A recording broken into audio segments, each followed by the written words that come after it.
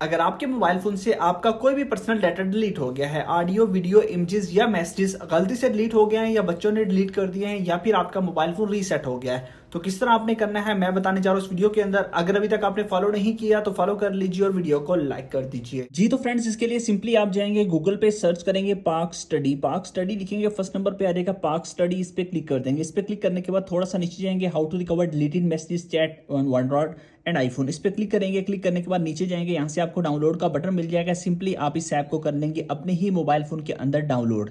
जैसे यहाँ से हो जाए डाउनलोड, उसके बाद आप इस ऐप को ओपन करें, रिकवर व्हाट्सएप चैट्स डाटा, इस पे क्लिक कर दें। क्लिक करने के बाद यहाँ पे ओनली व्हाट्सएप रिकवर, इस पे क्लिक कर दें। यहाँ पे आपकी सारी स्कैनिंग होगी, फोटोज वीडियो सब कुछ आपको मिल जाएगा। अगर यहाँ पे क्लिक करें तो यहाँ पे देखिए आपको सारी की सारी फोटोज मिल जाती हैं। यहाँ पे आपको वीडियोस, ऑडियोज, डॉक्यूमेंट सब कुछ आपको यहाँ पे मिल जाता है। आप जो भी रिकवर करना चाहें सिंपली उस पर सिलेक्ट कीजिए। सिलेक्ट करने के बाद आपको रिकवर का ऑप्शन दे दिया जाएगा। आप उन चीज़ों को जो है ना वो यहाँ से रिकवर कर सकते हैं।